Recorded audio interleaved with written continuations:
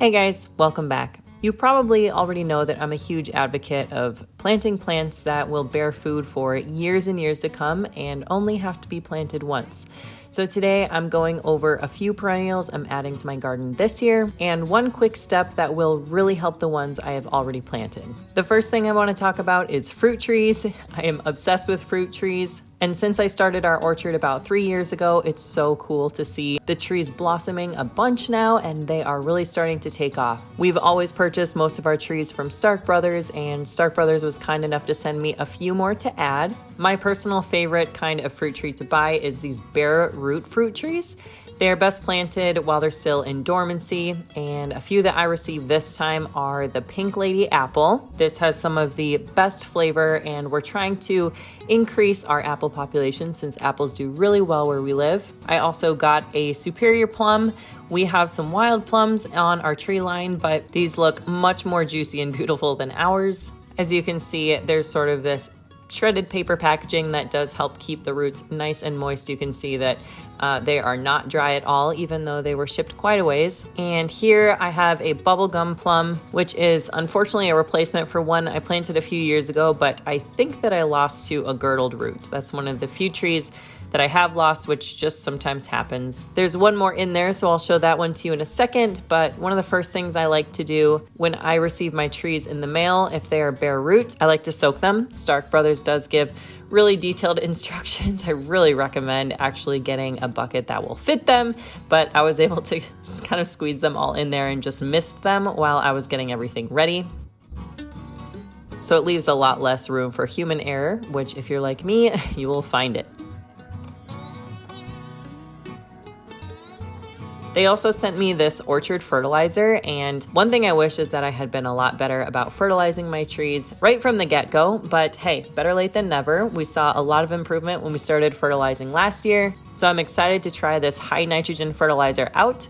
This one says it promotes vigorous growth, increases the size of fruit, and regular heavy bearing. Says it can be used dry or mixed with water for spraying directly on the foliage. I've used a few other fertilizers in the past, and I really like that this one was not dusty, didn't blow with the wind. So I'll show you more of that in a second. But as usual, I recruited my husband to dig some holes, and once the trees were good and soaked, we just got them right in the ground.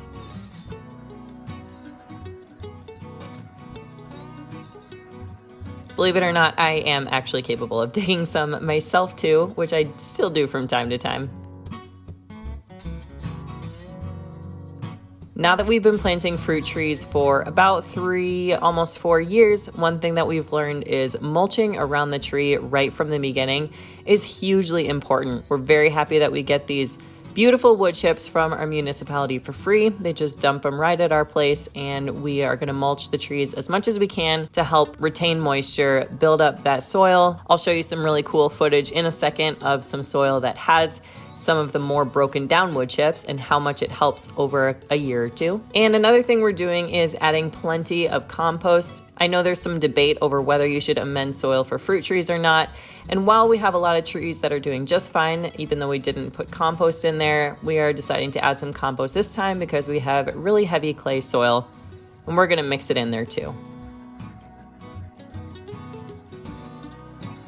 These trees are already incredibly vigorous and strong with nice thick trunks. That's one of the things I like about Stark Brothers. You can choose what size of tree that you want to get. You can choose if you want to save a little money and buy a smaller tree, which I have definitely done in the past, or if you want to cut off a year or two potentially of waiting and buy that bigger tree right from the get-go. That is very often an option, although I know they can sell out very quickly. No matter what, I encourage people not to fall prey to trying to get the tree that looks the biggest or has the most leaves, because oftentimes those are not the ones that will necessarily do best in your yard. So that root system is the most important. The vigor of the tree, the way it's been pruned, that will all make a big difference moving forward.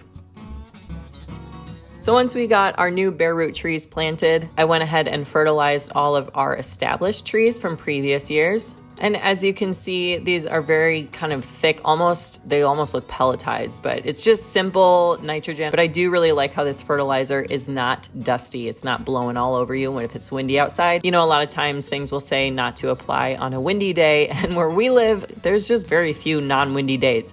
So it definitely helps to have something that is not going to blow all over you when you're applying it. They give really clear instructions to just sort of sprinkle it around the outside of the I think it's called the drip line where the branches are. As you can see, most of these trees are still dormant or just barely breaking dormancy. This is a pear tree. I believe this is our Asian pear, our Chojuro pear, which we purchased from Stark Brothers, I think 2 years ago.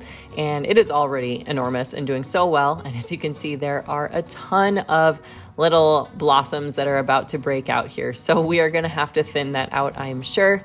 But very cool to see how vigorous it is.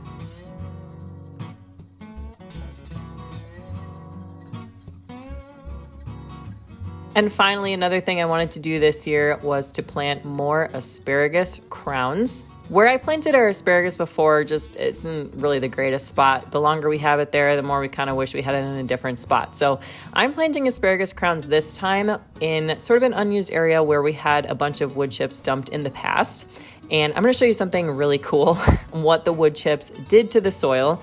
As you can see, right here, look at that very tiny top layer of soil. You see where it's very dark, and then you see right below it is kind of that brown, dense looking stuff. That is our very clay soil. And then that beautiful, loamy, dark black soil is a bunch of wood chips that have broken down.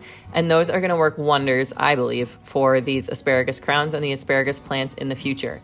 Now, the directions do say to trench them, to kind of dig a trench, which I've done in the past, and there's nothing wrong with that. In fact, I just dug these holes instead of a trench because I was feeling a little bit lazy, but probably wasn't my best move, might have been the least efficient use of space. In any case, I love these asparagus crowns from Stark Brothers. You can see that they are huge, they are vigorous, they are very thick already. So I've purchased asparagus crowns from kind of local stores and one other seller before, and I just wasn't happy compared to the Stark Brothers quality. So here is where the wood chips are, and as you can see, there is this crazy ombre that is happening. These wood chips have been there for about 1.5 years, and we have the super dense clay soil right beneath it, but right at the top you can see all that really dark, beautiful kind of composting, decomposing wood chip layer.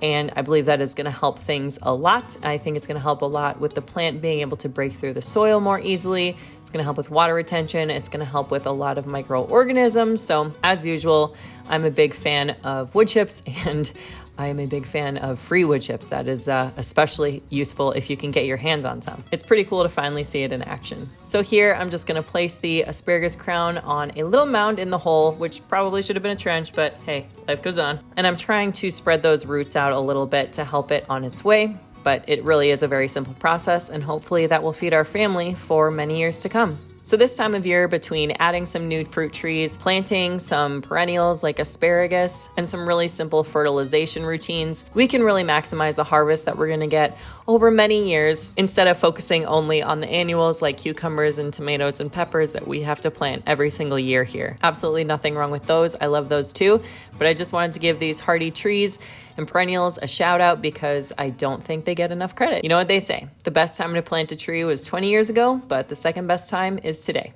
Thanks for watching today, and we'll see you next time.